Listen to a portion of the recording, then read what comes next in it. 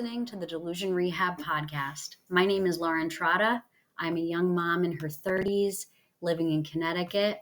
I have been married for 5 years. I am an inventory analyst as a full-time job. I'm a fitness enthusiast, worship leader, a Tourette's and ADHD warrior, and I'm currently on a journey of rehabilitation from all of the crazy delusions that led me to treat myself poorly for the last 20 years. So yeah, starting right off with a confession. I am delusional in a lot of ways because I've believed a lot of people and I've believed a lot of theories and societal norms instead of trusting that I was fearfully and wonderfully made from the beginning and that I have much value that I can bring to this world in my own authentic self. So that laundry list of positions that I had in the beginning sounded like I should have a lot of my life together.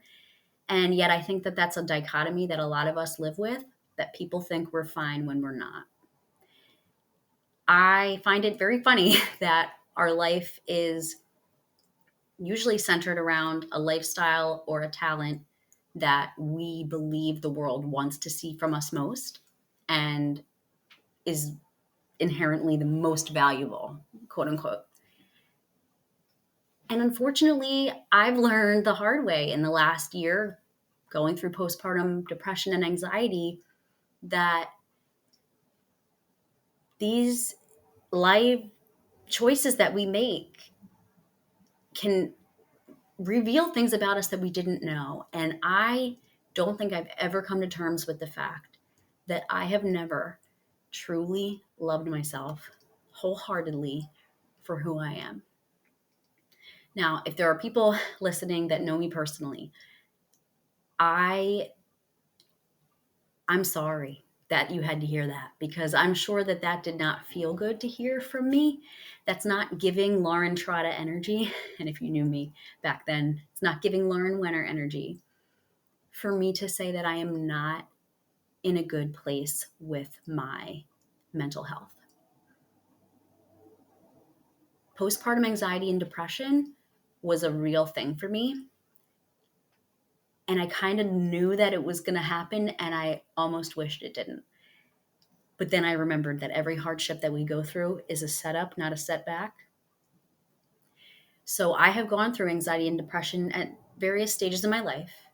And in that time, I have learned that it is going to bring up a lot of feelings every time you ride that wave again. And when I had postpartum depression and anxiety this last year, as happy as I was to be a mom, I had a lot of my past come rushing back to me, like in a movie style fashion, flashbacks all the time of things I wish I did different, delusions that I've lived in, which we'll talk about, and just unfortunate ways of feeling lesser than. And it took a lot of therapy and a lot of talking it out to realize that it's because I don't truly love my current self or my past self or even my future self enough to say that it's okay that she didn't know she was doing the best she could do. So let's talk about what a delusion is. Because if you're like me, I like straight up definitions to make sure that I know exactly what I'm talking about when I say that I have delusional tendencies. A delusion is when you believe something that is not true, and there's evidence all around you to prove that it's not true, and yet you still choose to believe the lie. So just take a moment to think about that, because that concept is a little scary, to know that people could present evidence to me and yet I would still say it's not true. And yet I do that every day about myself. The people that are closest to me, I think, know that about me pretty well. I've probably kept it pretty under the radar over the last 4 or 5 years that I've been on social media. And I've had a presence on Instagram and Facebook, and I'm starting to get into other platforms. But I think that it did come across to others that I believed very highly of myself and that I have a lot going for me. And while I am blessed, sometimes it doesn't click with my mind. And perhaps that's where you are too. You can see the blessings in front of you, and yet you still get concerned that you're not going to let God use them, that you're not going to let others in your life enjoy them because you're so down about yourself and your own worth. So when I think to myself about how I've been believing delusions, which are, by the way, lies that you tell yourself for current gratification. Like, how many times did you go to lie as a kid and you hoped and prayed that when you lied, it would at least not get you in trouble in the moment? So it was like, at least it saved me now, even though I know it might really bite me in the butt later. You're like, I'm just happy to not get in trouble now. And I think we do that with ourselves, where we say, I don't want to hurt right now. It might hurt later, but maybe I do want to date that guy now. And maybe I do want to go on that trip now. And maybe I do want to buy that stuff now and live in that house now and be this type of person, live this lifestyle that seems ideal, again, to whatever talents and values you think you can bring, or at least hope you can. And you get a little further down the line and you see that it didn't really match what you wanted. It didn't really meet up in your mind. And I have to be honest, many of the choices, not all, but many of the choices I've made in the last, I'll say 10 years, because I graduated college 10 years ago, many of them were made out of someone told me to pursue it, someone told me to take a chance on it, someone told me that I'm only young once, YOLO life, and I did. And I know that this sounds like it's going to be a podcast full of regrets. And I really hope that you realize through me speaking, my story is that you don't have to regret your life. I don't regret my life. I have a lot of things in my life that do give me, some of that PTSD flashback energy, but I don't want to continue to live like that. And when I get in the depths of an anxiety and depression state, that does happen to me. So when I said before that my mental health is not in a good place, it's not the best it's been. I've seen my mental health be in a good place, and it's been through the intentions that I've set. It's been through my morning routine. I'm starting to get better about building a night routine. I'm starting to introduce these habits into my life that make it more possible for me to continue to live like that on a daily basis. I'm around coworkers that see me in all types of lights. They see me on my bad days, my good days, and in between. And if you have a good family of coworkers, I hope you do, they will see all of that just like your actual family will. And yet I know that I'm with them for like 2/3 of my waking hours. And yet, even when they tell me that I'm good or validate that I am worthy of my position, I don't even necessarily believe it in those moments. So I still get caught in these traps. And I know that there's practical ways to get out of all of this. In fact, I've experienced it. I am not perfect by any means. Now, ironically, I am a recovering perfectionist. I speak high and true about that because I would never want anyone on this pod to think that I have it all together and that I am the master and the guru and the full head advisor of this type of mindset, because it's taken me the last 5 years to even get my health benefits and my focus and energy and excitement and passion for life back. When I was about 26, 27, I was losing a little bit of that. And I was scared. And like any woman in their mid 20s that thinks their life's falling apart, I just thought I got to completely restart and refresh. So I will definitely get to the casino story at some point. But that casino night really did pivot my life in a completely different direction of why I'm married to who I am, why I live where I do, why I work where I do, why I have a family that I've started.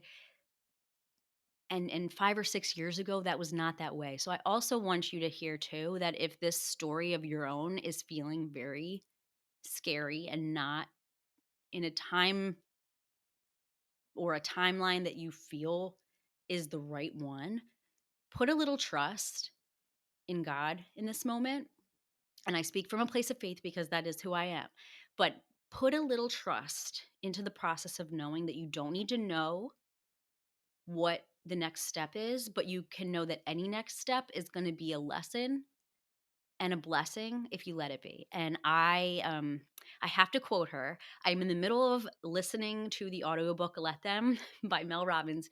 She is my lifeblood when it comes to getting the energy out of my body of needing to have people like me at every blessed moment. And I even had a discussion with someone that is at my workplace about this yesterday, that you can't please everybody. And even though we hear this ingrained over and over again, it never seems to quite penetrate and make a mark because we're still aiming for the potential to please everyone.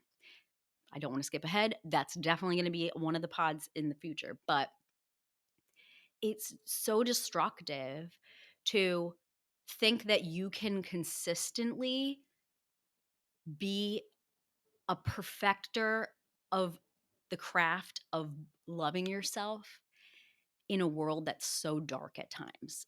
Like, people say they love my Facebook posts. I honestly think that it's because I really don't ever post anything that you just generally hate to see. And I'm just going to leave it there.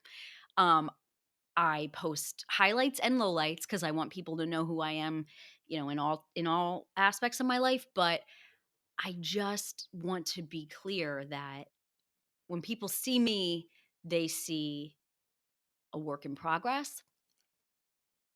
And if you're doubting that you are a work in progress and that you're more of, I'll say, a failed attempt at life, and I pray that that's not true, but if you do feel that way, it's probably because you haven't heard this, that the one who's succeeded has failed more than the one who's tried. And I love this quote, and I've probably heard it 10 times in the last week. And I knew that this was meant for me to share on this pod, that every failure is only a pivot and a fork in the road to say, I can either quit or I can get back up. I have learned one thing in in the last year with my daughter that I will carry forever with me. And it's the imagery and it's the way I speak to her that's teaching me how to speak to myself.